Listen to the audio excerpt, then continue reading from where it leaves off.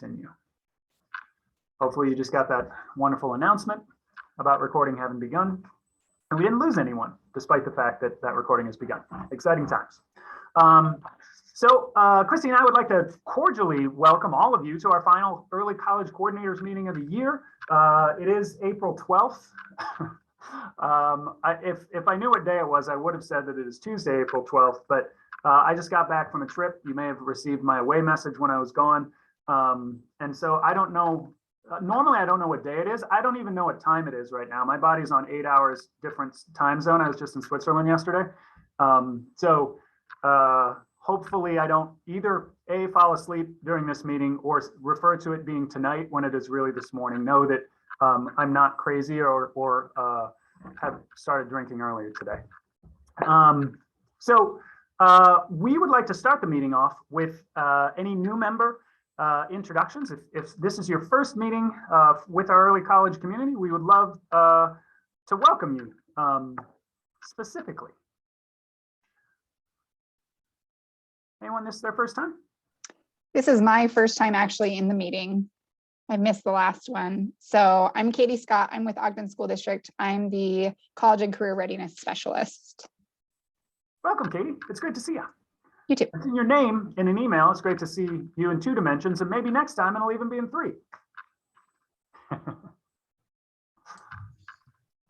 Hi, my name is Amanda Gabidis, and I'm a school counselor at Freedom Prep Academy, and I work closely with Concurrent Enrollment and other early college initiatives. Awesome. Welcome, Amanda. My name is Whitney Horning. I am the Academy Advisor and College Prep Advisor at Utah Military Academy. Hi, Whitney. Welcome to our conversations. Thank you. Okay, so as we kind of jump into we have this kind of normal rhythm within this meeting is we like to start the meeting before we start talking about updates with any celebrations that are going on within your world. And remember that these could be professional, but they also might be personal. So if there's new children in your family, if there's new degrees that have been earned by someone, if there was really interesting experiences that you've had or professional accomplishments, maybe there's something going on within your school district or charter that is worth celebrating. This can be anything and everything, but we like to start these meetings with opportunities to think about some great work or great experiences that have gone on.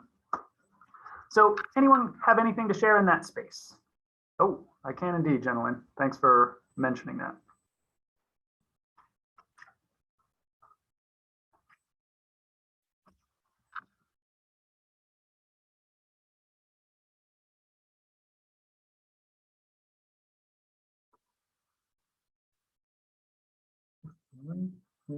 Editor.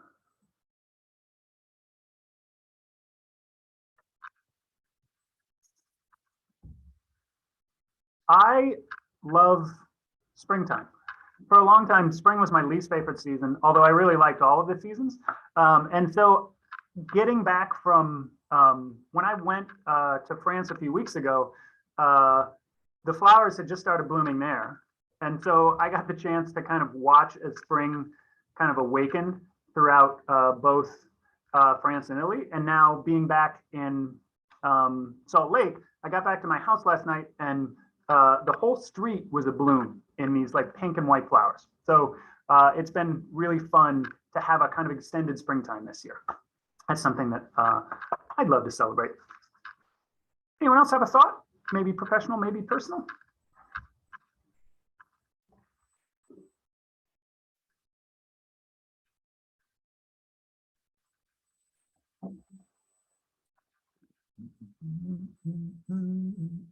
This is Jenny Lynn. I'll bounce off your springtime comment and just mention that I finally got up on my garage and trimmed our trees. So hopefully less cottonwood seeds falling off in the fall.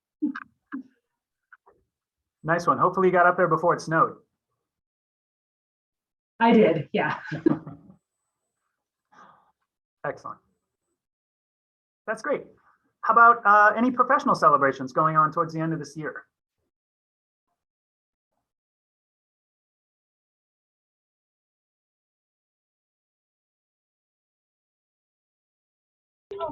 I got accepted into the EDD program at U of U. So I start that this fall. Excellent. Congratulations, Coyle. That's great to hear. Thanks. And so you start summertime or fall? Fall. Cool. How long is the program? However long I make it, but 3 to 4 years. Hopefully Okay. not over that. Awesome. Congratulations. That's super cool to hear. Okay. A little more wait time for any final celebrations people would like to share with our community.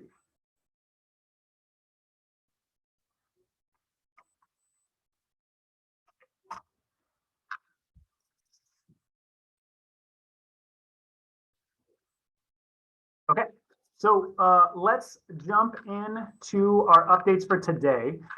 This is our first meeting since the end of the legislative session. And so we thought a legislative update might be useful. There are not too many bills that are germane to the early college environment broadly, but I did want to share, Christy and I, when we were planning this meeting last week, wanted to share the USB 2022 bill book. And so if you click on that link within the agenda, it takes you to a pretty long document that gives a kind of rundown of both a summary and contact information for all of the educationally germane bills of the 2022 session. So if you have any questions about any bill that was passed or have wondered about what's going on within that space, that bill book's a great resource to kind of check out. There's a table of contents section at the top, so to speak, that tells you where each of the bills are, and then you can jump into them to see which, like what more about that particular bill. And if you need further questions, there's also contact for USB staff at the bottom of those. So you'll notice that on page 42 of that document is HB 390, which we talked about during our January meeting. At the time, it hadn't fully kind of coalesced into what it eventually became. And between January and now, we're pleased to share that HB 390 passed thanks to Representative Snow and his sponsorship. And what HB 390 does is it basically biases funding towards covering fees in both concurrent enrollment, AP, and IB for students experiencing socioeconomic disadvantage. We don't have all of the details worked out for how this is going to work. Thanks to those that offered feedback when I quickly threw together a meeting and was like, hey, I would love some folks' help. So I know that Kelly was at that meeting, both Kellys, in fact, were at that meeting along with, let's see, Stephanie was there, Jenna Lynn was there. So thanks for that feedback at that meeting. We made some shifts in the bill language based on the feedback that was given. Kelly Booth, you may notice that there is textbooks exempted in the language of that statute. That was based on the feedback that you gave us at that meeting. Don, you were with us at that meeting as well. And so I wanted to say both thank you for the feedback, as well as we're working on exactly how this is going to work. Sid Grua and I have had a number of conversations. Sid will be with us sharing some USHE updates later in the day, USHE being the Utah System of Higher Education. And we have a meeting later this week to hammer out what the process for reimbursing in concurrent enrollment spaces are for both application fees and tuition fees. So we'll have more information in the coming weeks with regards to what that process is going to look like for FY22. But what you can be sure of is that nothing will change until the start of the fiscal year. So no fees that are incurred during this fiscal year 22. Upcoming is fiscal year 23. I think I may have said that wrong a second ago. So fiscal year 21-22 is fiscal year 22. No changes will occur for this fiscal year. Those changes won't occur until next fiscal year. And we'll try to be real transparent and open about what that process is going to look like. In addition to the changes that HB 390 made, one other thing to mention in that space is that there's language surrounding restricted rates for indirect costs. I think Cami gave us the feedback that she would love to see the restricted rate used for all concurrent enrollment and AP allocations. And Cami, I know we already talked about this, but unfortunately we did not get a shall in the language. It is a may, but it does give you opportunity because you can't use that restricted rate unless it shows up within statute. And so now there is an opportunity to have conversation with your broader community and use that restricted rate for indirect costs if that is something that you want to pursue. So Cami, hopefully that compromise is at least somewhat useful for you within your circumstances. So in addition, the CE allocation was increased by $2.1 million, 1.7 million of which was based on program growth, and another roughly 400,000 that was based on WPU and student enrollment growth across the state. So that $2.1 million represents a greater increase in percentage funding than we've gotten in the kind of recent past. So that's a big win. Any additional money that you may spend in your community on covering fees for students experiencing socioeconomic disadvantage will be covered by that money and then some. So you can count on your allocation going up in addition to that, those fees being covered, provided there hasn't been a huge shift in the number of credits that you're earning across your community in either AP or CE. So that allocation was CE specific.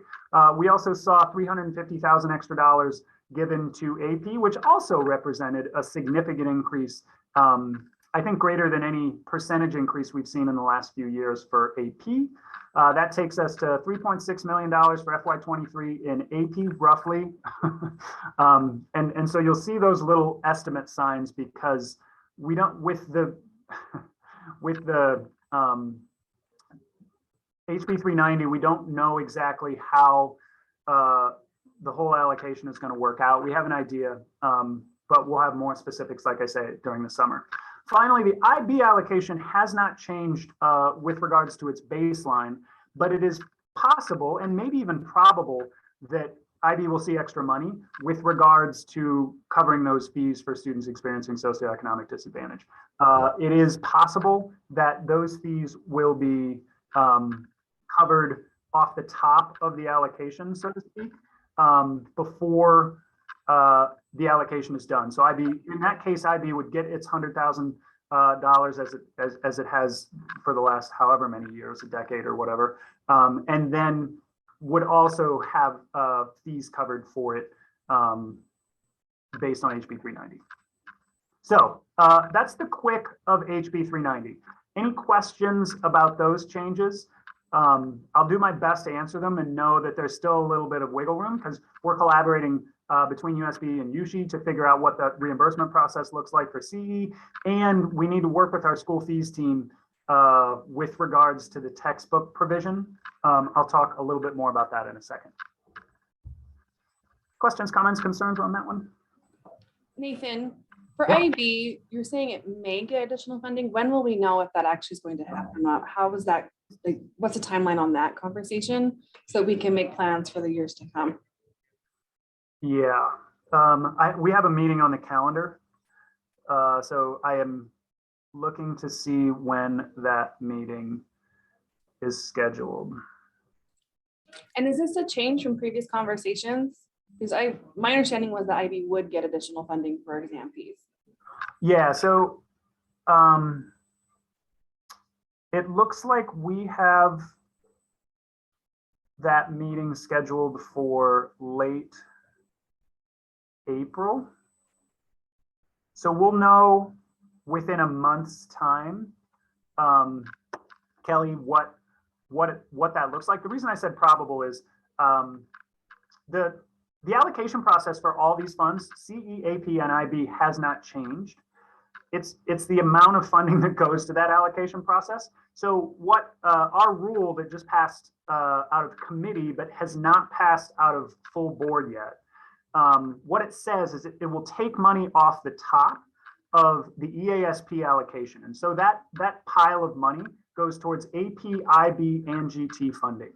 And the reason that I say probable is because until the board finalizes that rule by hopefully passing it in, we are in April, so in May's board meeting, we can't like codify what the kind of distribution mechanism is going to look like. And so if it does pass in May, we'll send out in the May newsletter for early college exactly what the allocation process will look like. And at that point, unfortunately, this is going to result in a little bit of fuzziness with regards to how much funding you're going to get.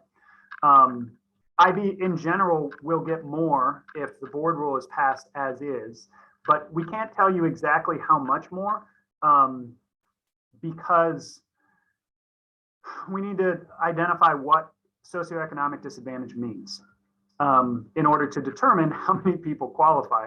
And the reason that that's harder than in normal circumstances is because of AP. Like blasted AP that defines things slightly differently from students that qualify for free and reduced lunch. And so what we don't want to happen is we use a definition that's different than AP's definition. And so all of a sudden we're reimbursing for students to have a lower AP test rate when those students aren't actually eligible for it, if those definitions look different. So we're trying to work through those details and we'll have them sorted out within a month's time.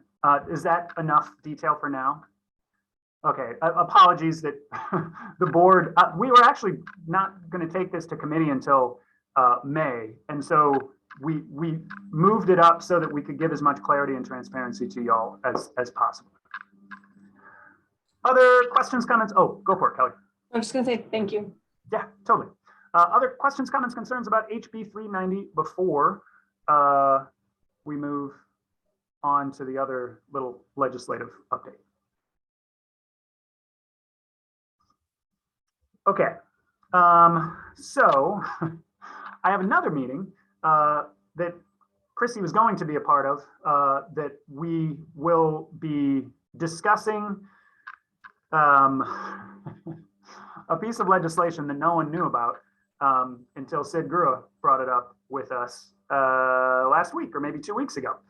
Well, an LEA asked me about it because you were on vacay. So yeah, totally. So we don't have any further updates with regards to HB 211 yet. It would appear that HB 211 changes what some compatibility between the fee waiver program and concurrent enrollment. But as a lay person reading that language, Sid and I are both a little flummoxed with regards to some hypocrisy that seems to exist in there. So we're calling in the lawyers. We have a meeting on Wednesday to kind of sort it out. So there is a possibility that the fee waiver program will cover textbooks for next year. That is the agency guidance that our fee waiver staff have given us. But I don't think anyone was aware that 211 passed or even existed.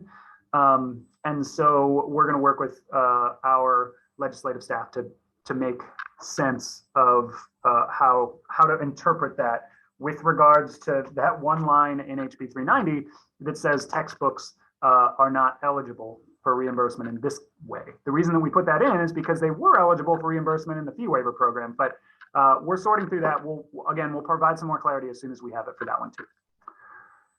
Okay, any final questions, comments, concerns on legislation or the general session 2022? All right, Chrissy, AP data. Sounds good. I'm going to share my screen. Can you guys hear me okay? Awesome.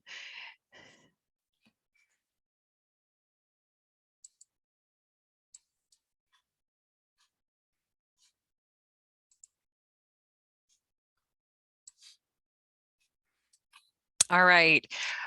Just wanted to share a couple things that we've had shared with us through College Board. And so just a couple of slides if you want to. On the agenda, you can click on the link there and you can go through the slides with me. I'm slide sharing, so you should be able to see what we're going through as well. But just quickly to update, this is the cohort for the students that graduated from the class of 2021. So it's going to summarize the information at the national level, as well as some of the specifics relating to the Utah data, as well as highlighting some of the potential cost savings. As you can see on your screen, we will go over some of the highlights of the national report and then hit into the Utah report. So as we go through the national report, be patient, we will get to the Utah stuff. At the very bottom of the slide, you can see 2 links for this AP data. It is on 2 different websites. It's on the AP website with the early college. Of course, it's Grand Central. My phone is ringing. Hold on while I just take care of that. And as well as being on the reports page. So this particular item is listed multiple times on our website. So as we know, some of the things that we are focusing on is the participation in early college coursework, because we know it propels our students forward. And in that same vein, College Board has shared some data with us. And what they've noticed is that students who take AP courses and exams, no matter what the scores are, that they are more likely to enroll in a 4-year college. They're more likely to perform as well or better in introductory college courses, as well as scoring higher on subsequent AP exams. So there are benefits for having our students take AP courses and exams, no matter what the scores are. Looks like we've got someone needing to be added. Nate, can you add that person? Awesome. All right. Well, nationally, there are several points to celebrate. Over the last 10 years, as you can see on this slide, the percentage of U.S. public high school graduates who took the AP exams during high school, it's increased. And also the percentage of U.S. high school graduates who scored a 3 or higher on at least one AP exam has increased as well. Some of the highlights are, almost 35% of the class of 2021 took at least one AP exam during high school, with 22.5 of them graduating class had a 3 or higher on at least one exam. One thing that I think is really important to notice is these increases reflect a lot of hard work that teachers and students are doing to a commitment, from states and districts to provide students with greater access to academic opportunities. And again, we will look at Utah's information in just a moment, but you can kind of see there's, even though through, including the pandemic, we've made some progress, definitely. All right, when we look a little closer to compare the national rankings with Utah's, we'll see that, Utah is ranked above the national average in the number of students who are participating in AP exams and achieving success. What you see on this slide here identifies that. Utah's was ranked at 22.7, which when you compare that, it was 22.6 in 2020. So even though during the pandemic, we are seeing some growth, and that national level was at 22.5. So we are above what's happening at a national level. And if you go back and look at the data, we have remained steady at those numbers of students who are participating. And so we are looking at that access to early college coursework. Any questions before we move on to the next slide about what you're seeing?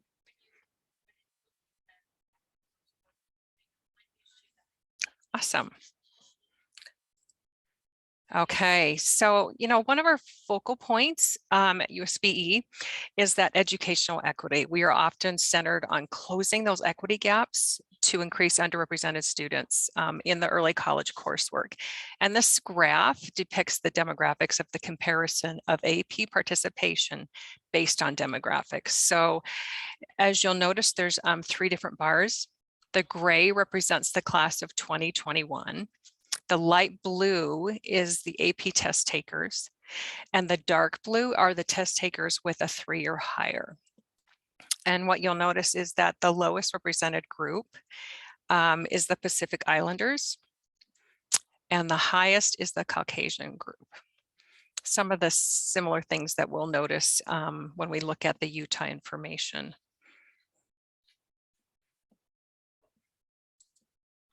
And with that in mind, you know, Nate was talking a little bit about HB 390. And in this slide, it focuses just a little bit on looking at that educational equity. Last year, over 30 different states provided students with more access by providing financial support and to their low-income students or all of their students. And you can see the light blue here are the states that provided funding for all students. And the darker blue are states that provided funding for low-income students. And so here's another celebration, is that next year Utah will be dark blue. As we talked about with HB 390, we are moving forward to help provide that financial assistance to our underrepresented students as well. All right, here is a big one for Utah. When we look at the score distributions for AP exams taken with the class of 2021 by states, you know, we see that nationally there were almost 3.9 million test takers in the US, with almost 59% of those exams resulting in a 3 or higher. And in Utah, there were 39.5 thousand test takers, with 67.6% of them resulting in a 3 or higher. And that is really impressive. That's, to me, it's a big celebration. Now, this tied Utah with Pennsylvania for 5th highest passing rate in the nation. So only South Dakota, New Hampshire, New Jersey, and Connecticut did better than Utah. So again, I think looking at, you know, we're still in that pandemic coming out of it, I think it's so impressive to notice that we are consistently staying where we need to be. Any questions on this slide or any of the data that's on this slide?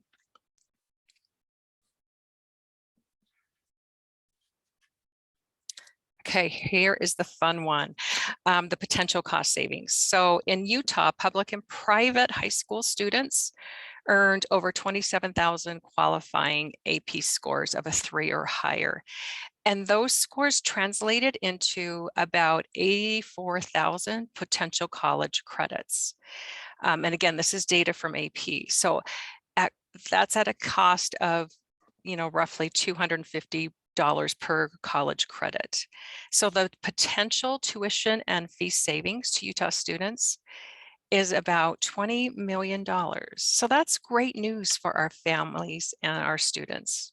So we just wanted to highlight that as well.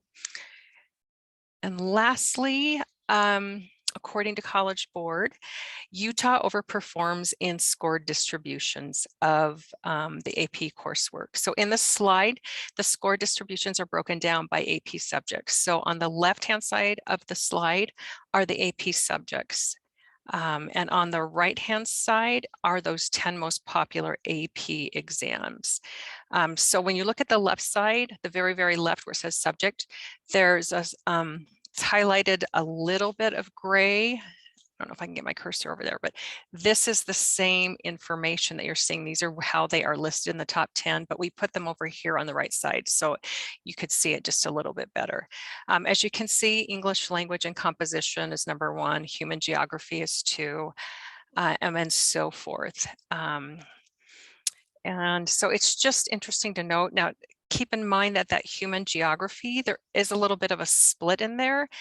In talking to College Board, because that class is offered at 7th and 8th grade levels in Utah, that can sometimes account for the lower scores. But keep in mind that we are still in line with the national average. So it is a win for everyone.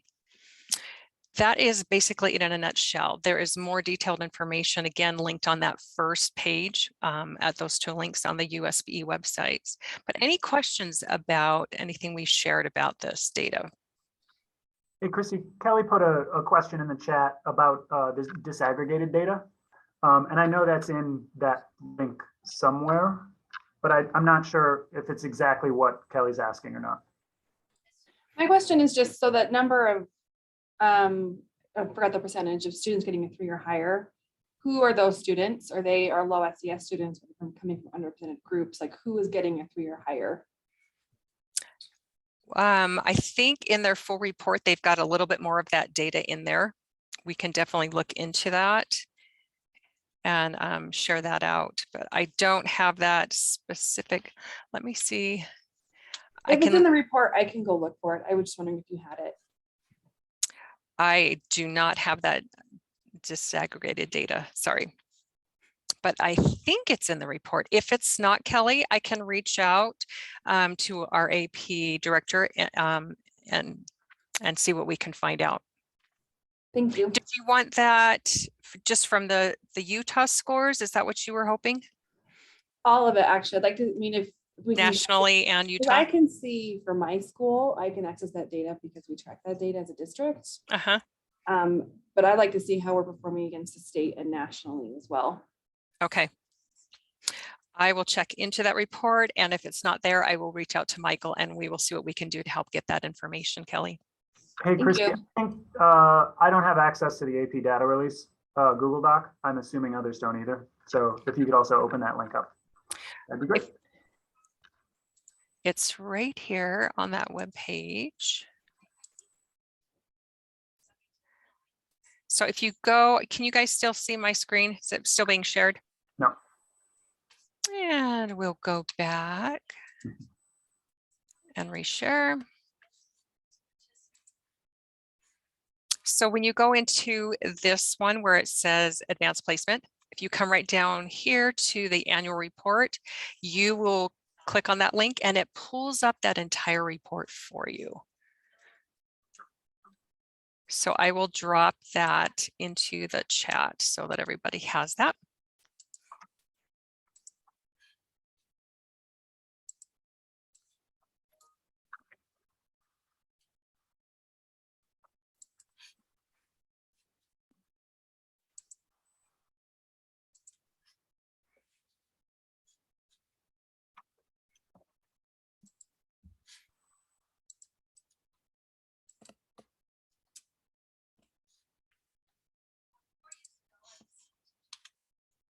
Okay, that link is in there. Can you guys access that? It should be just a URL to the USB. All right, awesome, Nate. I think we're good. Cool, thanks, Christy. I think the AP data release link that's in the shared agenda is the one that the Google, the access is weird on. I added the link that you just put in the chat to the agenda as well. So if you could just update the data release Google Doc link, that would be awesome. And we got the report there. Awesome. The Okay. AP data release are just the slides. The one below it is the link. So I will double check on that. Okay, awesome. Thank you.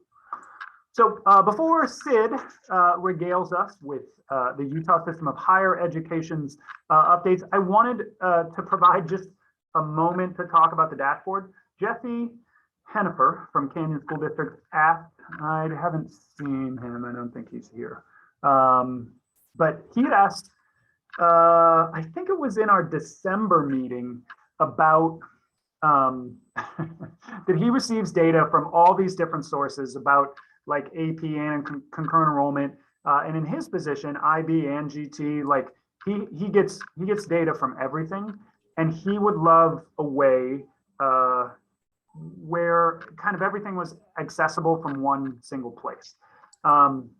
So we're hoping that we can create a visualization on our data dashboard for early college that will be that one-stop shop. My original goal was to have a draft to be able to share at today's meeting. Unfortunately, we had a meeting canceled a few weeks ago. And so we're not to the point where we can share everything yet.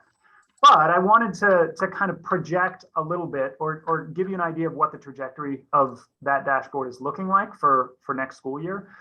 Not only so that you can use it as you all write your applications for AP, IB, and CE funding for the upcoming year, but also just so that you can make decisions about your communities in general. So those 4 success criteria that we've talked about throughout this entire year are like the new dashboard visualizations are going to be predicated upon those success criteria. So we'll have visualizations connected with recruitment. We'll have visualizations connected with retention.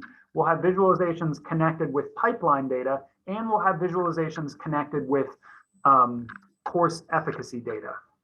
And so you've seen some of the data sets that we're using to populate these visualizations already. We shared recruitment data with you. We shared retention data with you. We still have a request for that disaggregated retention data by both school district, or rather by school within school district and or charter system. So I'm hopeful that we'll be getting that from our data team shortly. We've pinged them twice in the last month about getting that data set out. But I imagine that when the IT team comes back with the visualizations, it'll be similar to what those 2 data sets look like. And then we also have some in the middle school pipeline and course efficacy space. So what I would love from you all is if anyone is particularly interested and or thinks that that data would be really useful for them ASAP, I would love maybe 5 of you to get on our piloters list, where I'll set up just a 30-minute meeting with you. And if there's more than 5, that's fine. But Christy and I we want your feedback on what these visualizations look like to make sure that they're going to be useful for you. We do our best to kind of try and aggregate all of the feedback we get from the different spaces. And what we come up with is not always the thing that would be most beneficial for you. So Sandy, awesome. Thanks for kicking us off in being a volunteer. So on the shared notes is a spot that says piloters ? I just put Sandy's name in there. If you are interested in being one of the piloting school districts, that it'll probably be 2 meetings worth of your time, from 30 to 60 minutes per meeting. The first meeting, I will show you what the dashboard looks like. You will give me feedback. The second meeting, I will make sure you have access to it before the meeting. You can go through, use it, play with it, see what's useful, see what's not, and then come together and give us feedback one more time. The time frame for these meetings is going to be late May through early July. We're hopeful that we can have all the feedback we need by July, such that we can get this thing ready to go by September when we open up the applications. Additionally, we got word from Lindsay James that our USHE portals are going to be available this month. So Sid, we're hopeful that there's still a couple of issues that we'll need to work through, and we may be able to just publish it and then we can change it when we get feedback, but we're hopeful that that'll be available by the end of April. So anyone else interested in piloting, feel free to throw your name in the chat. Feel free to throw your name over in the shared notes, and we would be so appreciative of your time and insight in helping us make this to be the best tool possible. Okay, so without further ado, Sid, take her away. I put 2 things in chat. Did they go? Uh-huh. Okay. I have 3 topics, I guess. CML, Senate Bill 196, and contracts. I apologize. The CE master list is supposed to get published in January, early January, and it got published in middle February. And so we've never had the opportunity to tell you about the changes this year. The 2 spreadsheets are my cheat sheets, and I'm going to tell you why I'm giving to you. The one is called a summary of changes. And sometimes when you're looking at a database, it's got 800 lines in it, you don't always catch the things that have changed. So because I'm old, I have to have this summary of things that make sure that I cross all the T's and dot all the I's in the database. And you can see new courses, discontinued courses, realignment to courses, all kinds of stuff. You can also see changes that had to be made in the CML database for changes to cactus codes. And so there's nothing secret there. If there's a typo, forgive me, but I thought I would share that. The other thing that's included in that is my version of the of the CML. So it's my administrative copy of the CML, and there's a reason for that. I'll tell you in a minute. Noteworthy changes. Okay, one of the noteworthy changes is that we have a new field in the database that allows us to code concurrent courses that meet the opportunity scholarship requirements. And so that's on my cheat sheet administrative version with the beautiful colors of the CML. I have asked the developers to make that field show up when you go and download CML from utahce.org. And I just checked and it hasn't happened yet. So that's why I'm sending that to you, because we want people to say these are courses that do meet the opportunity scholarship requirements, and we'll change that every year. The other thing, there's three noteworthy points. One is that there are 5 courses submitted by our institutions that align to the new CCR curriculum that teaching and learning and with CTE input, both sides of the house put together, and it took them a long time.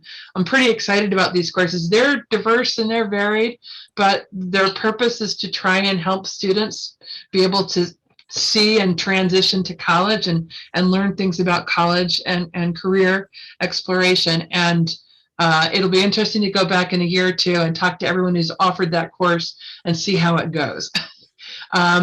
The other thing I want to point out to you, and you can see it if you filter through the spreadsheet I sent you, was new enrollment conditions for English 1010 and 2010.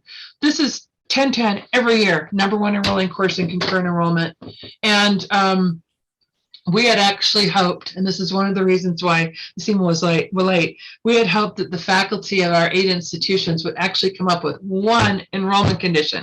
So we wouldn't be shopping around from one institution to the other for different prerequisite conditions. We didn't get there, but we came very, very close. And in coming close, I was impressed with the conversations that those faculty had about their courses, what should be happening, etc. I'm old enough to remember a time when the English faculty on our campuses were being snooty and didn't think we should offer these courses for concurrent enrollment, that you should show up on one of our campuses before you take them. And now that's no longer the case. And so please pay attention to those enrollment conditions. If you have questions, ask me after the fact. The other thing I'm seeing, which is kind of exciting, is at least 1, if not 2, co-requisite English courses. In higher ed, co-requisite means instead of taking developmental or remedial English and then taking English 1010, you take a version of English 1010 that's maybe 1 extra credit or is offered for an entire year instead of a semester. And it's a course that in one of our institutions, it's great for ELL learners. In another institution, it would be offered for students that didn't place into English 1010, but with additional supports, they could be successful in that course. So it's a course with built-in supports to it. We do the same thing with math courses, as you know. And I think y'all have been so successful between USHE and LEA partners in increasing the number of students who earn QL math credit senior year that our general ed task force is saying, let's also look at English. English can be a barrier. And so I believe Dixie State and Weber State both have a co-requisite English 1010 on the books. It might be a numbered English 1015 or something, but go look at the CML and see that if you're in their service area. And I can't think of anything else noteworthy except to point out to you that in one given year, oh my gosh, we had like over 200 changes to make. And hopefully I got everything right because I'm just one person doing all those changes. So, Sid, yes, ma'am. Quick question for This you. person, sorry. So this is Sandy, and Yes, Sandy. If our region college does not offer the opportunity, because we have a lot of ESL kids, we have a lot of kids who would be great, but they may need that extra time. Can we work with another institution that is doing that, or do we still have to get first right of refusal? What would we do? This is very interesting. We've spent so much energy talking about math, 5 years, 6, 7 years worth of math dog. And as we start turning our attention to English, Salt Lake Community College is in fact piloting ESL 1010 and 1020, which is co-requisite English courses geared towards ELL learners. And then it plops them into 1010. where the other two institutions, and I think UVU is doing something with their 1010, year-long 1010 also. The other institutions are doing a co-requisite model, not a prerequisite model. And so if that's something that you want to do, and if that's something you want to pilot, send me an email. And what I will do is I'll ask Brandon, but I'll also ask the Chief Academic Officer, Dr. Sanders, if in fact there's something that on the books that they would be willing to pilot with you on. I think this would be very cool. I realize that the literature in higher ed says that math is the greatest barrier for students for completion of college degrees, but English is right there behind math. And so we're starting to talk about it, Sandy, but if we between Nathan and between USBE and USHE approved this pilot for their ESL courses, maybe we could get them to do a pilot for a co-requisite English. Okay. And so I can't promise anything, but I know when I explain to the chief academic officers, we have these two different models, year-long prerequisite or co-requisite, his eyes pricked up. So I can ask. So Well, again, anything else? Based on the few credits kids have, to put a course as a year long that might just be a semester really impacts the kids. So I don't want them to have to take a prereq and then a course. It would be great if we could do the co-req. And specifically that prereq, their model, their pilot is for ELL learners, not all students. And so it's specifically geared. I'm looking forward to convening when the English Majors Committee meets in the future, having them talk about this more. When they met to talk about the enrollment conditions for the current courses, we just barely scratched the surface of co-requisite English. And they committed that they all seem to be interested in bringing it up this fall. So shoot me an email and I'll gladly ask and see what we can do. Senate Bill 196, I also put a Word document in the chat. We've received money since 2015 around math. Okay, and we call it Senate Bill 196 because that's the bill Senator Milner floated to give us funding for math. And money is given to institutions to do so many different things. You're probably familiar with the fact that a number of our institutions use some of that money to buy prep periods. So a math teacher who's already qualified to teach concurrent math buy their prep period to teach an additional section of that math. Aden Cortez Lopez in my office, my colleague, has published to the institutions another wave of that, and we has to focus on math, but what we're doing in this wave is say, please demonstrate how you will not only focus on getting more students to take math as a senior in high school, but also making efforts to focus on underrepresented populations, students experiencing socioeconomic disadvantage and students of color. And in advance of that, in December, I floated a pilot, which is the 2 or 3 page Word document that I sent you in chat. Because what we wanted to do was get ahead of the multi-year thing and have our CE directors work with their partner high schools on piloting best practice in this arena. We've had a number of instances in the last 5-7 years where we've worked with high school here and high school there to mine data. You guys have got such rich data about your students beyond their GPA, which is what we have in our legislation, our policy about eligibility, beyond grade level, attendance records, Lexile records, all kinds of data about your kids. And our experience has been, if we mine that data and look at the students who have not chosen to sign up for AP, IB, or concurrent enrollment, what do you think that population is going to be? They're our underrepresented population. They're low-income students, students of color, students who are most likely first-generation students thinking about college. And so that pilot, we had a little leftover money from Senate Bill 196, and we committed to piloting up to, I think, 12 high schools. I have 3 high schools out of Utah State, 3 high schools out of Dixie State, soon to be called Utah Tech. 1 high school partnered with Utah Valley, and I thought one from Weaver was going to partner with Weaver State, but needless to say, if there's any one of you who think that that's something that you could do next year for your kiddos, read it, give me a call, and I'll connect you with a concurrent director.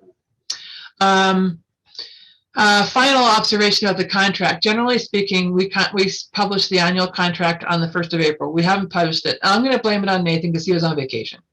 Okay, fine.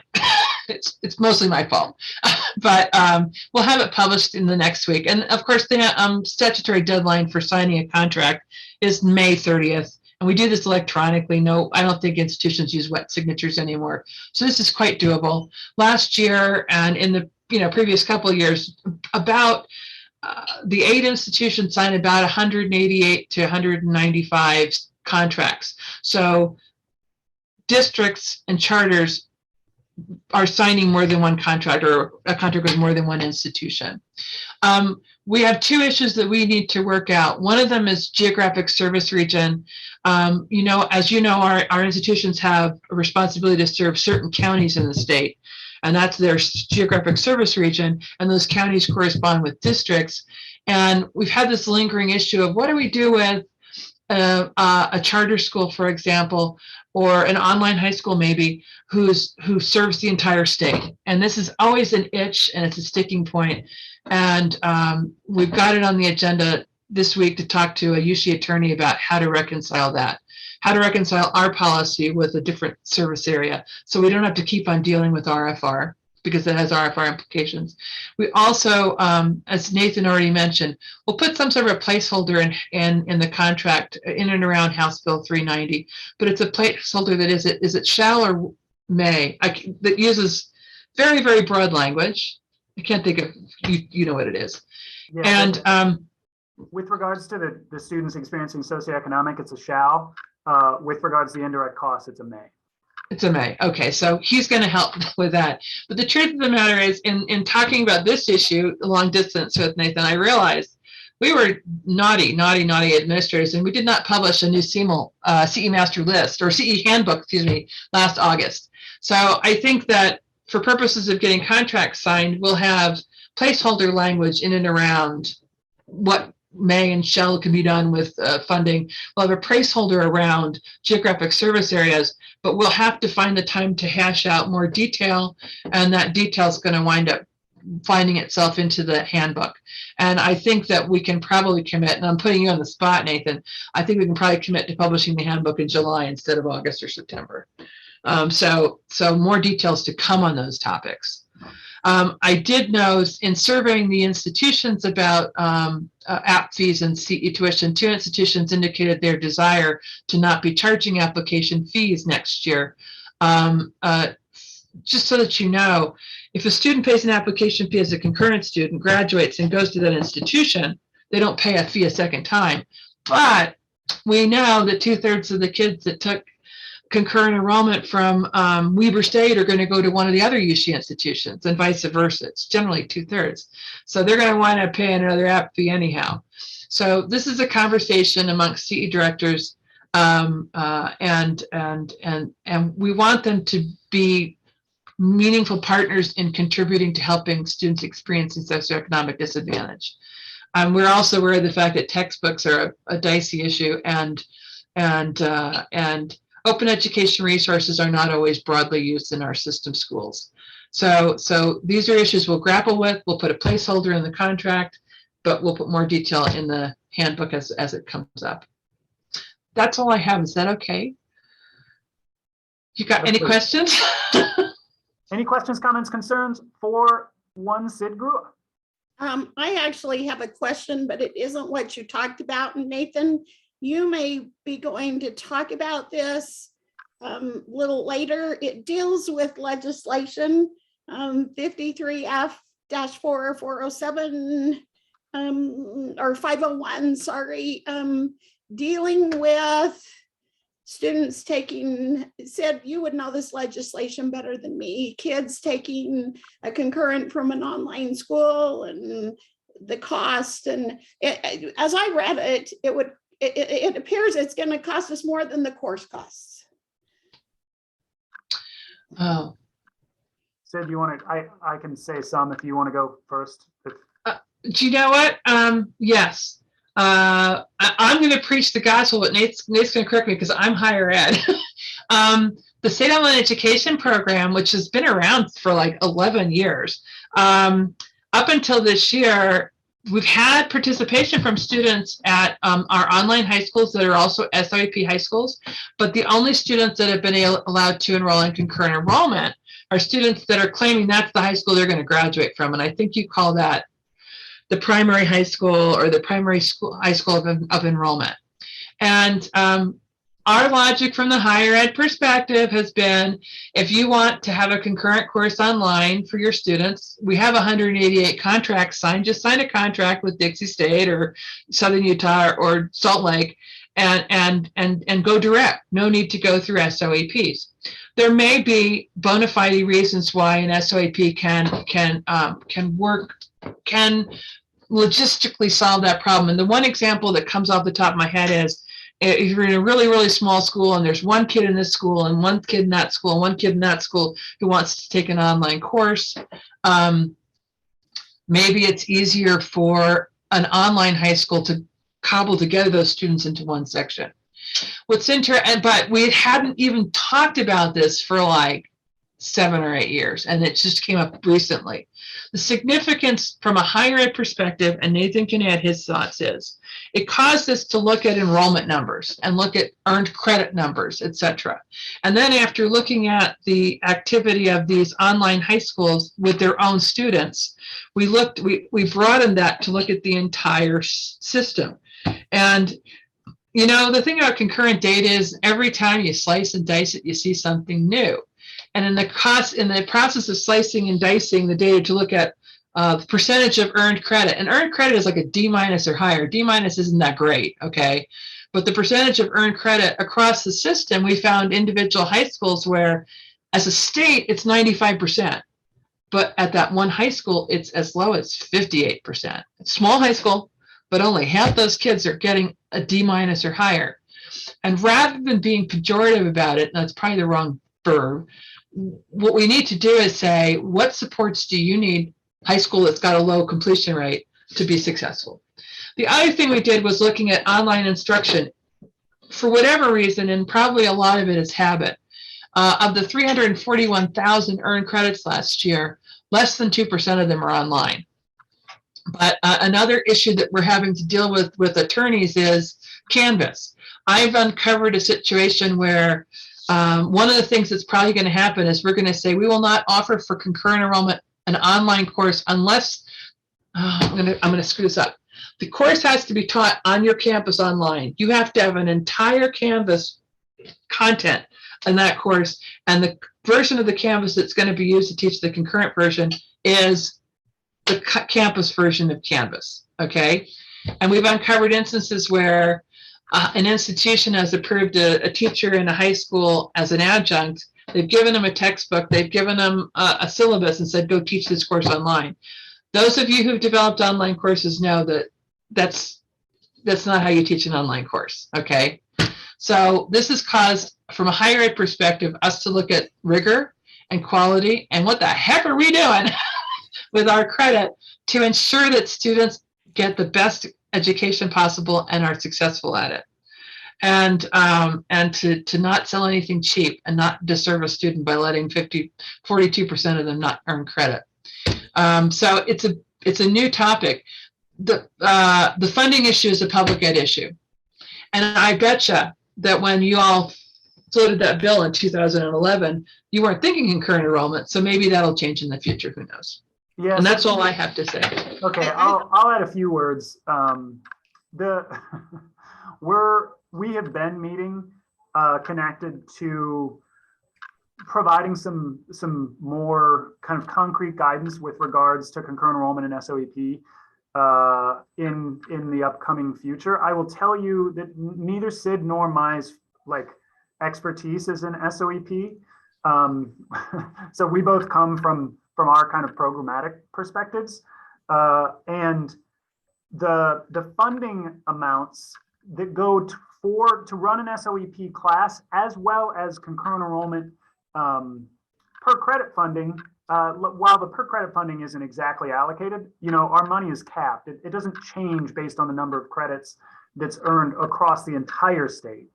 And so there's probably circumstances in which running an SoEP course for concurrent enrollment doesn't make sense financially, that you won't recoup the costs with the incentives earned if you don't have enough students in that course. I cannot be more specific than that at the moment, or I don't know if I'll ever be able to be, frankly.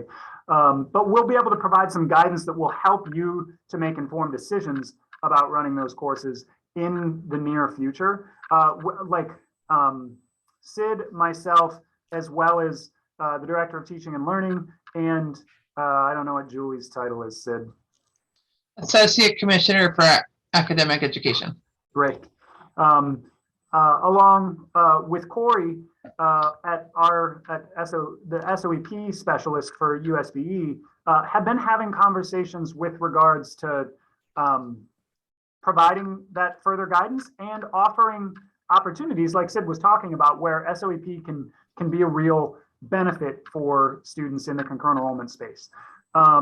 Within the chat, Heidi, you also asked the question about like you're getting into this RFR space. The circumstances surrounding RFR in fully online coursework is that they don't apply, but there's some complicating factors that are coming into play that we're working through right now. So apologies that we don't have a better answer for this one, Sandy, or Heidi, really.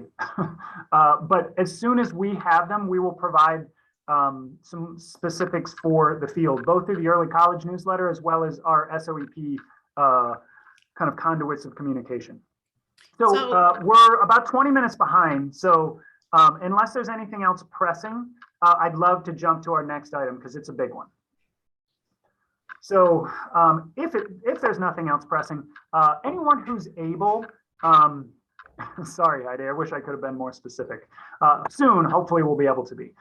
Anyone that's able, I would love if you could come off or turn your camera on, because we're going to have a kind of full group conversation here. And this is one that is really interesting to me because my experience when I was in a school was frequently that the state, it felt to me like the state set these expectations and then we had to follow them. My school or my classroom. And Christy and I have done everything that we can to try and ensure that this doesn't feel like a top-down experience to you when we get into conversations surrounding reporting, surrounding the application process. We try to give lots of opportunities for feedback. There's some non-negotiables. We have these guardrails in place that our statute and board rule, but there's some kind of interpretation within those spaces that we think is incredibly important for you to have to be empowered to help us make these decisions. And so today, what the conversation we'd like to have is one that is kind of tricky and one that we've touched on. I think we touched on it last winter.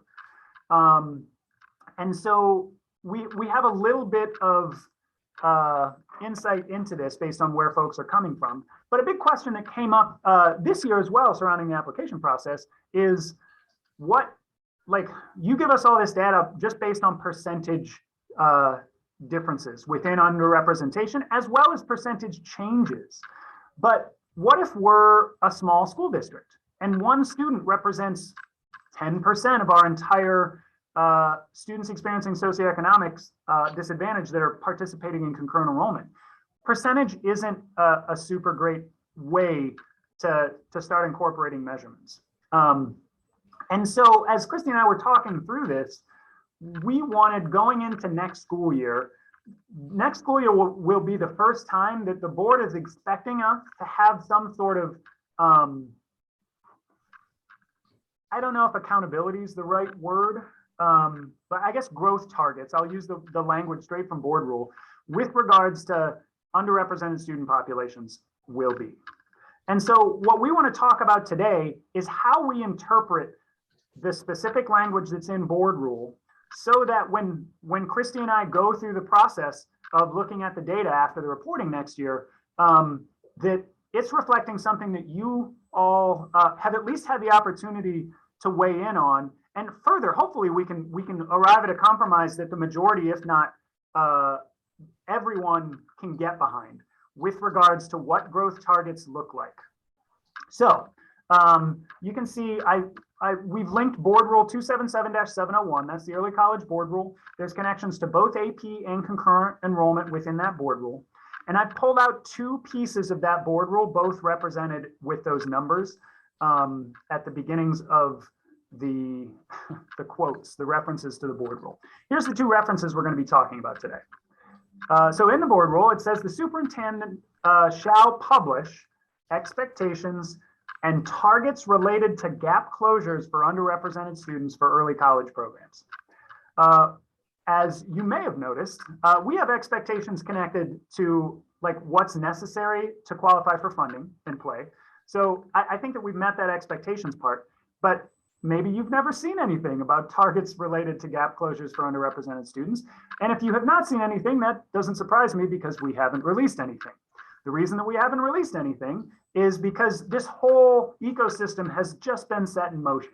And we wanted there to be an opportunity to start to understand like what is reasonable. We can look at historical data now for several years, confounded by the pandemic, unfortunately, but we have at least some historical data that we can start looking at to see what makes sense within this space. And hopefully you also all have enough experience to start thinking about what you think makes the most sense with regards to what these targets look like. So the other reference in board rule that I want to mention before I ask the kind of bigger question that you can see below these references is further down, the board rule specifies what the accountability measures are if those targets related to gap closures aren't met. And what the board rule says is if an LEA fails to demonstrate progress in meeting plan goals, then here's these things can be in play. And so it mentions things like targeted support from USBE, and then potential loss of funding if no progress is made continually. So what we would love is for you to think about these two questions. What should we define these targets as? And what is appropriate with regards to year-to-year expectations for gap closing for underrepresented student groups? Sorry, I have a meeting till noon. I have a meeting from noon till 1. Sid, you're unmuted. Now she is muted. Okay, so what we want to be thinking about is like what makes sense. Like a percentage target, it seems like is not appropriate for everyone. Maybe it's appropriate for some, maybe it's not appropriate for others. So what else can we be thinking about? And then secondly, what should be happening year to year? If you get your gap for your entire, let's say your Granite School District, which is a reasonably large school district, and you get your gap down to 3% difference between your focus group and your overall student group. Like, is 3% enough at that point? Like, are you expected to continue to make progress? So these are the types of questions that we want your input on. We want to know what you think makes sense within these spaces. We don't have the opportunity to just say nothing. We don't want any accountability because these things are in board rule, which means it's incumbent upon Christy and I to kind of leverage or like use them, create like scaffolds or structures of support connected to them. But we want to know what seems reasonable to you all. So I've been talking for a few minutes. What I would love is to take a few minutes and just think to yourself, maybe write some notes. What do you think makes sense for these targets? And what makes sense from year to year? What's the point at which, okay, that underrepresented student group of focus, maybe we've done enough work there and maybe now we want to switch to a different student group. So based on the fact we're behind, let's just take a couple of minutes to think about this solo, and then we're going to jump into some breakout groups and have this conversation with some of our colleagues. Any questions, comments, concerns on what the question is before we do a little bit of solo reflection?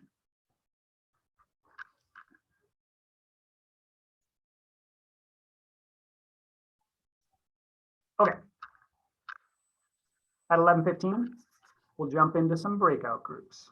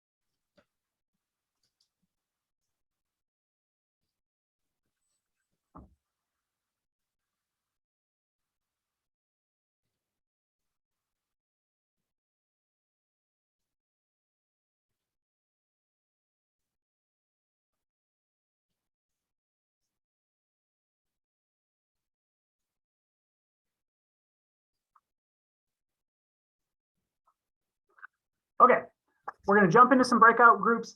The topic of conversation is what should these targets look like and what is a reasonable expectation for yearly progress with regards to closing gaps for underrepresented student groups. We'll see you back here in maybe 6 to 8 minutes.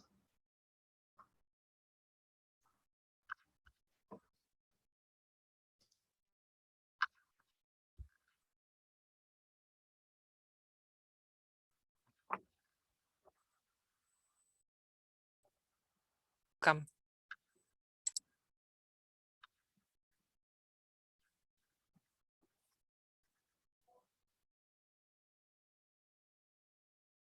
Okay, where are we going to start? So many good conversations. I would start for ours. One of the things we talked about was it's hard to have one target for an entire LEA. I mean, I come from a large LEA and we've got 10 high schools and every high school has a different demographic. And the early college programs might be very different in each school. So even the underrepresented student group could be different by school.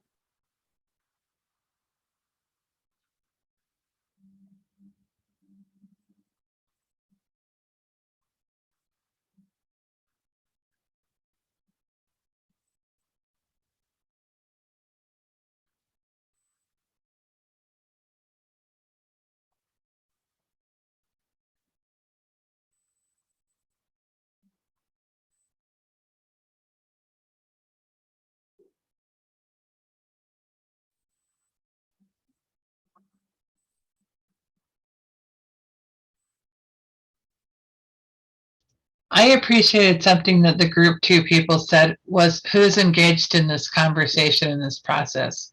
Is it just counselors? Is it just the coordinators of these programs? Is it teachers? Is it, and I'm sorry, I always use my goddaughter's example, the lunch lady and the person who's the security guard. I mean, so how many people in the administration of a high school or a school know what you're doing, know what the data is, and can contribute to helping students that maybe are a little bit shy to go to a counselor's office or ask a teacher a question? I think that I would call them trusted adults.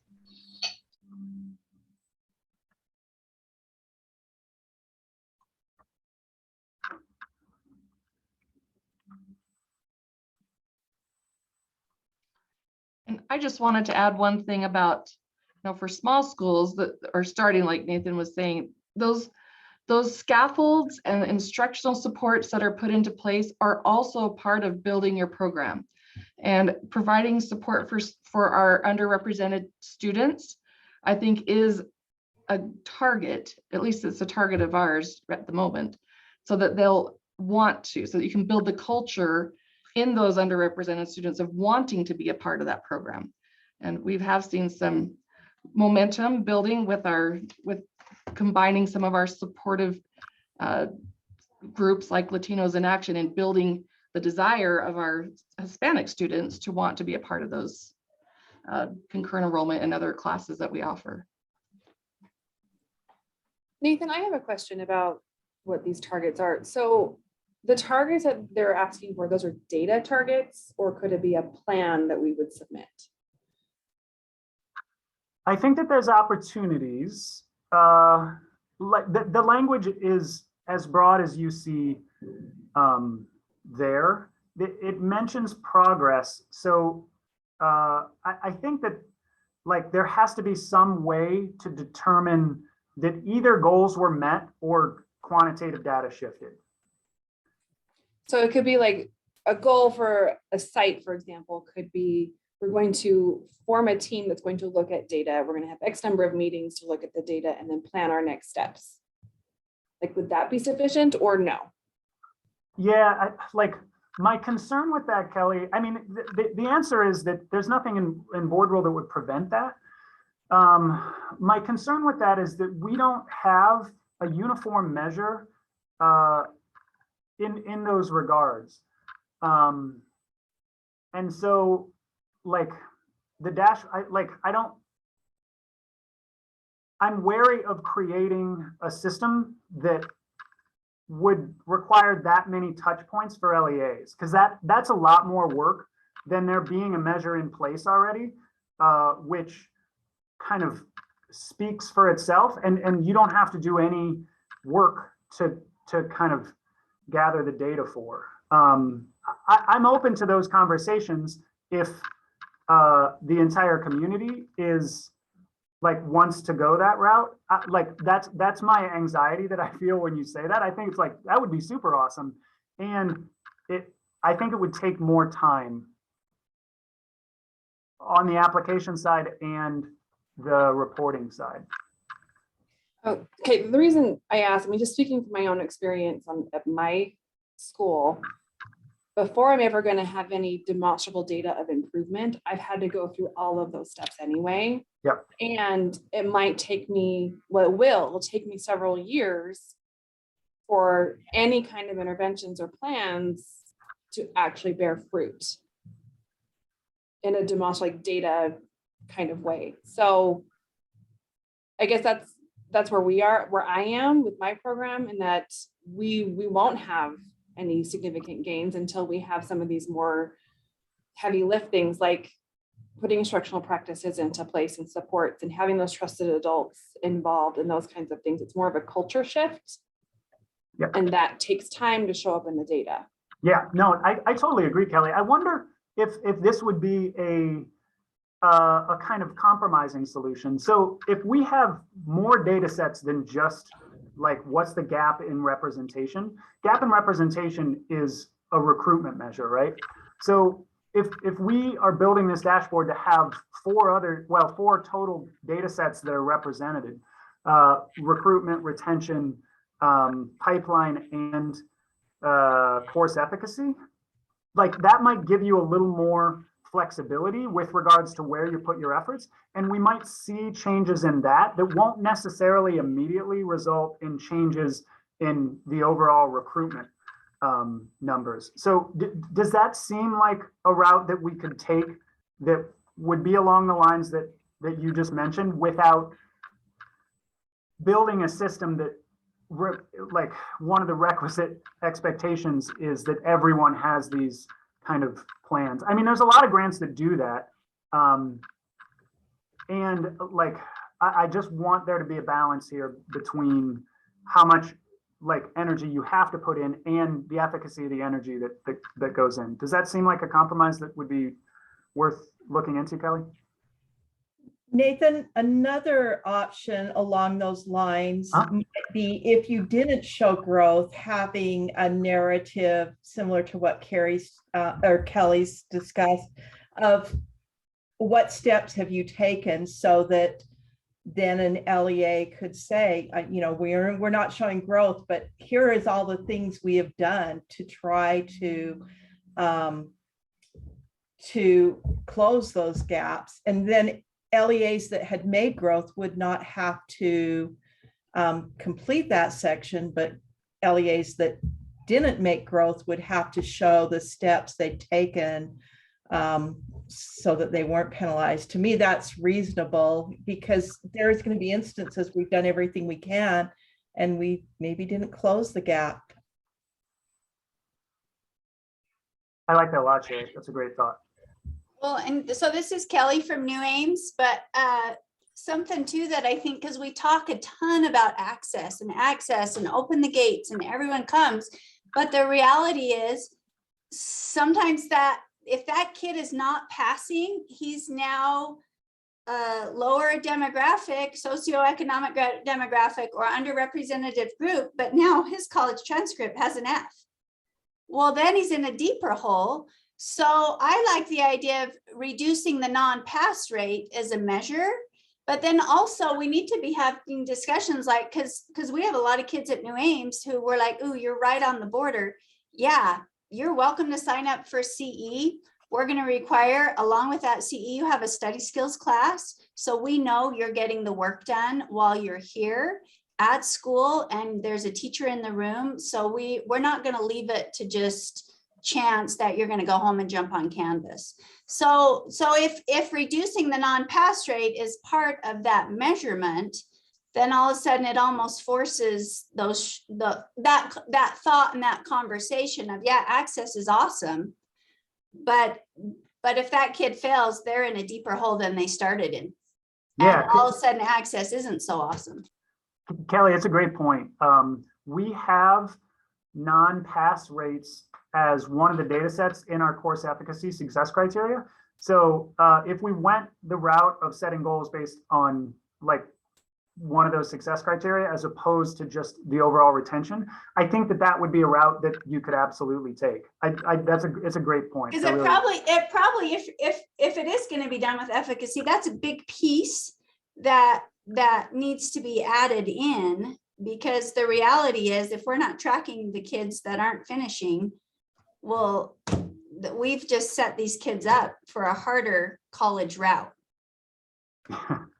So Kelly, I won't speak too much about this, but we had pulled a data set connected to that exact thing to talk about today, and we just didn't have time to go into it. So this is something that's come up in Christy and my conversation as well.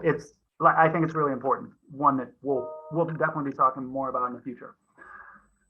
Nathan, I really liked Sherry's comment about analysis and what we've done, because it really allows you to move to the place. Sometimes in education, we stay in the same strategies forever. And oh yeah, it's not working, but we stay there. But I think Sherry's input suggests that then we'll go and look at how we can modify or change or tweak what we're doing, do something new to try to move that target or move the numbers toward the target. So I liked her comment. Yeah, Sandy, I totally agree. I think no matter what, which route we go, that'll be the first support. Like when it talks about USB supports, that's the first support that we will offer, is like an opportunity to reflect on what was successful, what wasn't successful, and to change that for the upcoming year. I think that's a great first step. We've also tried to design the entire ecosystem to be kind of predicated upon that idea. The reporting like the questions that we wrote for reporting, try to be reflective, so that then in the application questions, we say, based on this reflection you did in the reporting, what are you going to do for this year? So I think those are both insightful comments, ones that we'll definitely incorporate somehow. And then a very, very quick question to you. Legislation or board rule frequently is nebulous. They say we want this, but you don't know exactly the definitions for what they're looking for. Do we have any idea, based on what's written, who is going to look at it and what kind of data they're looking for and the impact there will be if we don't meet that? So from year to year, the answer is Christy and I will be looking at it. Okay. No one else. We'll most likely share the kind of aggregated data with the board at some point, and it will not be yearly. unless they ask us to do that. But we had a early college update for the Standards and Assessment Committee in the January board meeting and provided, I mean, we don't have that reporting data yet, but provided access to what strategies LEAs are using, what assets they identified for their underrepresented student groups to focus and the barriers that those students are focusing on. So the next step would be to provide that data at a kind of more global perspective, not individually. With all that said, either an audit committee, hopefully the like USB audit committee, or in a kind of quote unquote worst case scenario, a legislative audit committee could ask for that data at any time. Okay. But year to year, it's just going to be Christy and I, and whatever targets that we put in place, that's what we'll be referencing for, in addition to the guardrails that statute and board will put in place, making sure that those boxes are checked.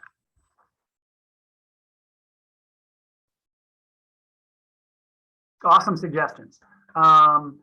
What else do we have? What else was part of these conversations?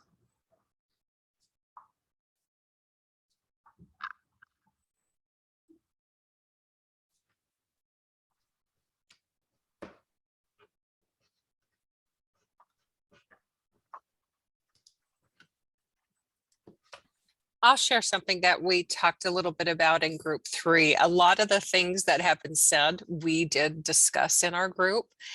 At the end, though, we just had some I wonders and, you know, some of the concerns and things that we wondered about. And part of it was, how do we help these students to enroll? You know, that's the marketing part of it, but there's also like the barriers inside the student. You know, how do we help them see they can be successful in these courses? A lot of times those barriers can be inside, and we in our group were wondering, like, how do we propel that? How do we as a school support these students to see that they can be successful? You know, we talked about having like a co-requisite course or a study skills course to help monitor it, you know, that teachers and counselors or a trusted adult, as Sid mentioned, could help and look at the needs of those students. But again, just sometimes that mindset, language barriers can make it so students feel like they can't even attempt it. And that was one thing that I think we discussed that I haven't heard mentioned yet.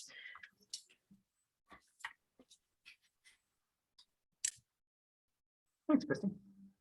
I appreciate the mention of both internal and external barriers. Like sometimes we have systemic barriers in place for students, and sometimes students have barriers in place for themselves. And we have some power in helping support them in overcoming both of those things. Obviously, a little more power in the systemic part, but I think we have power in both cases. I would love, from some of the bigger school districts, it seems like the smaller school districts and or charter schools like the idea of either like number-based measures or just like progress in general. But if Alpine School District had 2 additional students experiencing socioeconomic disadvantage from one year to another, that, like, is that enough progress to represent what's going on? If we made it only progress, are we just reversing the issues that we've done in biasing the system towards the bigger school districts? Are we now biasing the system towards smaller school districts, if that's the only thing that we have in play? You mentioned Alpine, and it's hard to even wrap my head around what the right answer is, because for us, we need to be looking at it at a school level, but how that translates to the state level becomes messy. Yeah. But for me to be able to help my schools, I need to be helping them look at it at a school level. So almost needing to take whatever's done at the state and recreating those targets at my district level for each of my schools. So Jamie, can I ask a question connected to that? There are several folks that had mentioned that idea. Like, can we set goals at school levels versus an LEA level? I I would never have an issue with that. My like anxiety comes from kind of codifying that in our system. Like you can all do that as much as you want, but as soon as we make it a systems effort, then everyone has to attend to it. I mean, and maybe there's like a, you know, like an option to go one way or the other. I'm just really, I'm always hesitant to put any extra circumstances in play. Like everyone can always go above the expectation. But I like, I'm just always, I know how many grants all of you, like all of your systems have to attend to, and how many different hats you're wearing within your like school districts and charters. Like, yeah, I would love folks' thoughts on what if you did the same work that we do in the application as a school district. If you did that with your schools, awesome. Or if you did that as a school district, awesome. And then all we're collecting is the school district. That's much like that mandates less work for you. Yeah, I agree. Because Yep. I'm from a big district as well. And we could work on our own individual school goals, but then translate that in reporting to you as a district level. But you know, if you say, okay, well, if two students from our whole district are the only two that are affected by our efforts, then that's probably not, I mean, to me, I would say 2 students from each school. And so then my district target, you know, is 20 students or whatever. Yeah. So, I mean, if you're trying to do that for a district with one school, one high school, and compare it that way, then that's not, we would definitely as bigger districts need to have higher numbers. And I think as a bigger district, we probably are going to go to our schools and absolutely look at what's happening. I just was in a meeting before this meeting, that's why I was late, but we're working on placement. And that is telephone calls to verify if someone's been employed or whatever following high school. Well, I will consistently say our target is 50% because that's my target at the state. And every school is working toward that. But my East Side schools have way better chance of connecting with homes because they don't disconnect their phones as often as my West Side schools. So I will say to the East Side schools, if you could hit 70, 80, you'll really help your peers in making us hit target and grow. But does that mean I'm going to say to the West Side schools, so you don't have to call? No, I'm not. And I want you to get this much more than you did last year. So I always look at my schools for growth, but my reporting to you guys is as a district. And I'm going to leverage and for concurrent, interesting, the schools that have almost no economically disadvantaged versus the school that has 79%. It's so much easier for me to increase numbers at the 79% school that has than the school that has 10. Yeah, Sandy, like, thank you so much for sharing that piece. And also Jamie and Camille, like that information is really useful to us. The conversation that we are slated to have next is like, what are we going to talk about next year? Even if we don't codify like school-based goal setting at the application level, we can still in our meetings next year, we can have opportunities to network about like, what have you found that is useful in this process? Like in what ways can we learn from each other, so that there's opportunities to do just that, learn from each other, without it being like this kind of foundational piece in the entire system. So if everyone's comfortable with that, I think that's the direction I hear folks going, is that like keep the expectations at the LEA level and provide some supports for having conversations at the school level. And that is not only like those conversations, but also the data that is necessary in order to have the conversations effectively. We're working on that one on the dashboard as well. And Nathan, absolutely numbers, not percentages. Yeah. I can calculate percentages, but if I don't have the numbers, the funny part is with economically disadvantaged, we look totally flat until I went to the numbers, and we have increased at exactly the same level, district and economically disadvantaged. So we have increased in numbers, We just haven't increased in percentage. Yeah, totally. I think that there's also some statistical measures that may be useful in this space, even if we don't all understand exactly what they are. As long as the statistics experts can tell us that these things take into account both percentages and numbers, like that those measures might be useful. So I'm talking about like effect size or potentially R value for those that have any statistics. Like I think those numbers like objectively might be better than just having a percentage. So we'll look into that possibility as well. So we do have one more conversation today. I wish that we could have spent the whole 2 hours talking more about this. We'll make sure that we have a proposal in play by next fall within this space. And we'll get your input one more time on it, because the actual like accountability, measures won't go into play until next, like 1 year from now, but it'll be more than a year from now after we get next year's data. So, and again, the first step is going to be something like you need to write a narrative reflecting on what, if you don't meet whatever target we identify, it's not going to be like you're losing funding or you're going to like have to submit to an audit or something. It'll be scaled so that there's opportunities to change practice in order to meet whatever those targets are. Okay, so because we're running a little short on time, the last conversation that we wanted to have is just to make sure that what we're planning to have conversations about next year align with the needs that you all have. So what I did this morning, I don't remember when, maybe on an airplane, was I went through all of the early college notes from this past year and tried to pull out suggestions that folks made about conversations that they wanted to have. And I put it underneath where it says early college topics next year. So I identified I just added the one that Sandy was mentioning to our conversations for next year, so we can have some promising practice surrounding school-based goals. But like Christy and I would love one final opportunity for all of you to identify, is there something that you're not getting in these meetings that you would like to have?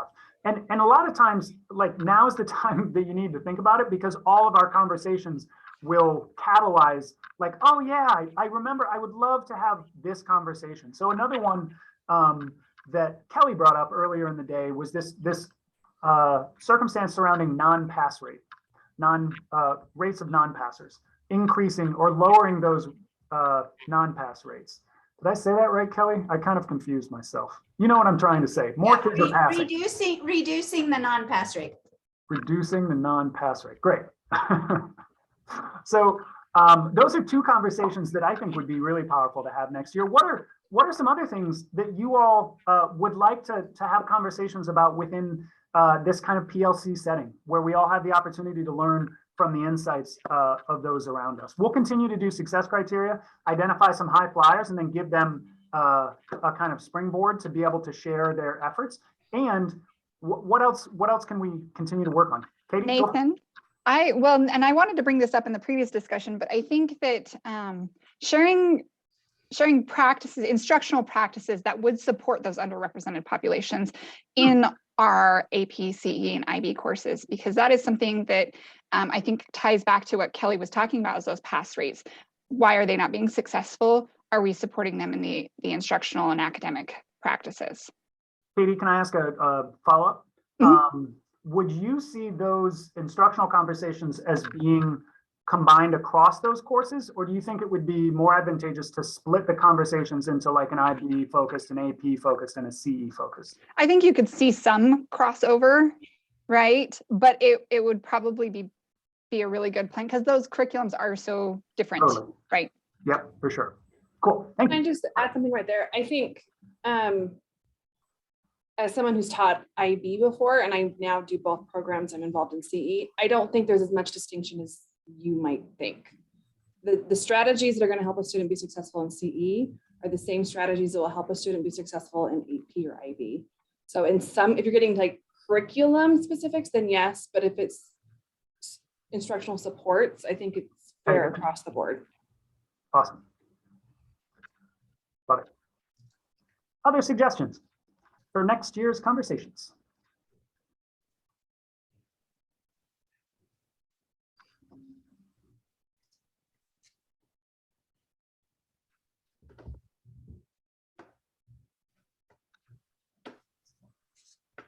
I don't think this is data specific, but I think having an early college program and coming out of COVID, the challenge that nobody wants to take on anything challenging.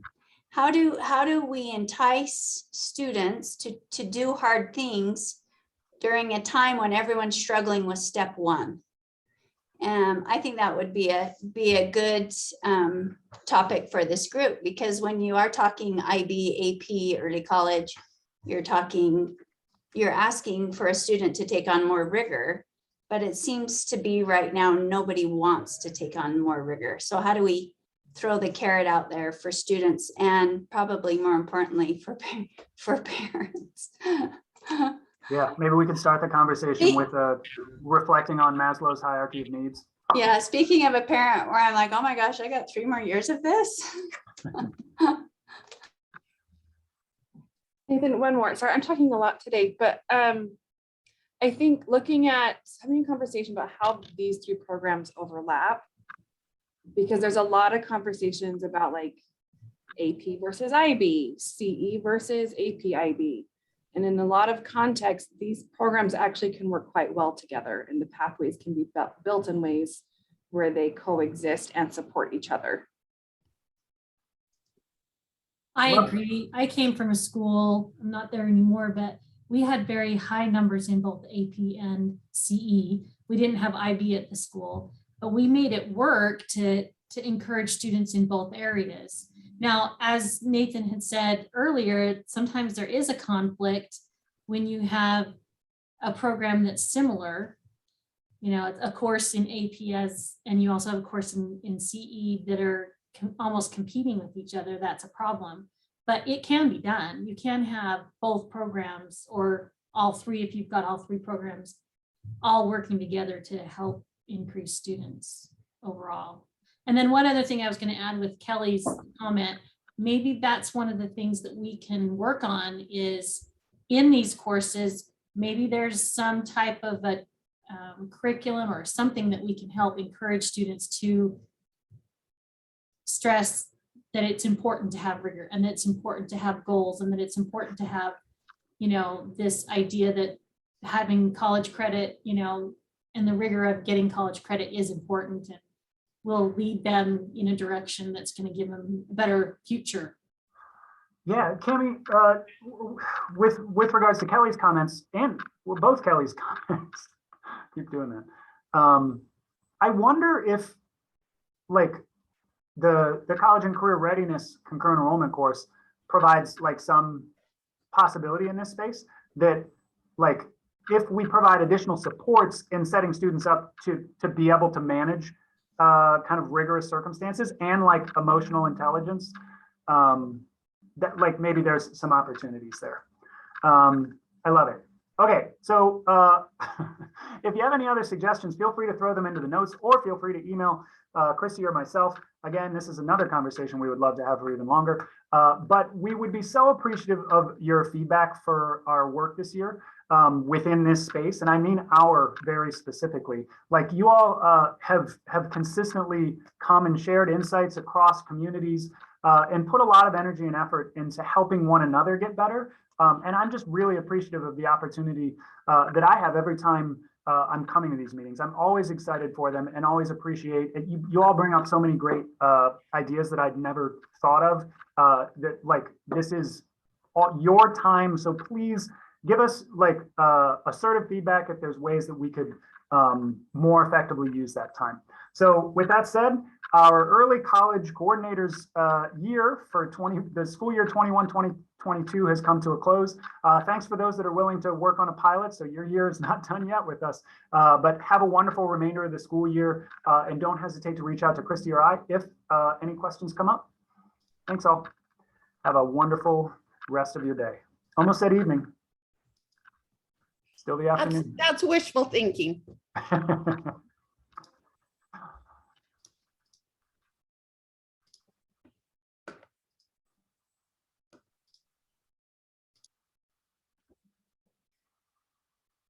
Christy, did you see my message? I was just reading it. I believe she does. Does she? Okay. I believe so. Okay, I just wanted to make sure. Because I'll ask her, because I think I'll see her tomorrow and just check and see that she's getting the messages. Both Nathan and I have had turnover in our assistants. So let us know if maybe between those two assistants moving, we may have missed that, but my understanding is I believe she is, but yeah, let's double check. And if not, let's make it happen. Let's make sure we get that. All right, thank you. Thanks, Camille. Yeah.